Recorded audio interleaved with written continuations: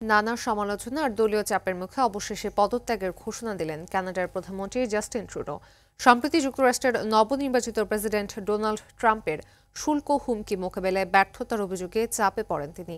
এরপর দেশের রাজনীতিতে অনেকটা কোণঠাসা হয়ে পড়েন জাস্টিন ট্রুডো। ইমতিয়াজ আহমেদের রিপোর্টে বিস্তারিত।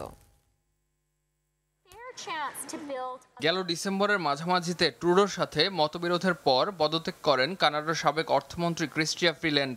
এরপর থেকে পদত্যাগের জন্য ট্রুডোর উপর চাপ বাড়তে থাকে। সবশেষ যুক্তরাষ্ট্রের নবনির্বাচিত প্রেসিডেন্ট ডোনাল্ড ট্রাম্পের শুল্ক হুমকি মোকাবেলায় ব্যর্থতার বিষয়টি সামনে আসে। এরপর দেশের রাজনীতিতে অনেকটাই কোণঠাসা হয়ে পড়েন জাস্টিন ট্রুডো। পদত্যাগের জন্য বিরোধীদের পাশাপাশি নিজ দলের মধ্য থেকেও ট্রুডোর উপর চাপ বাড়ছিল।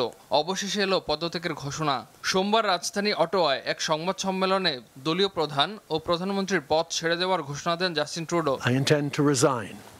পরিবারের সদস্যদের সঙ্গে আলোচনার পর পদত্যাগের এই সিদ্ধান্ত নিয়েছি। এখন সময় নতুন করে শুরু করার। কানাডার রাজনীতিতে উত্তাপ কমিয়ে আনার জন্য তা প্রয়োজন। লিবারেল পার্টির নেতা ট্রুডো 9 বছর কানাডার প্রধানমন্ত্রী হিসেবে দায়িত্ব পালন করছেন।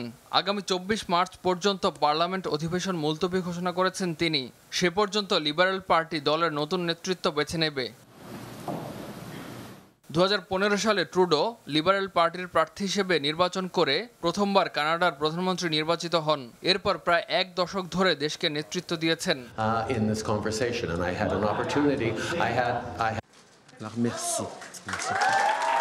আগামী 20 অক্টোবরের মধ্যে কানাডায় নতুন নির্বাচন হওয়ার কথা। এর আগেই দলীয় নেতৃত্ব ও প্রধানমন্ত্রীর পদ ছাড়তে বাধ্য হলেন Justin Trudeau. Imtiaz Ahmed, RTV।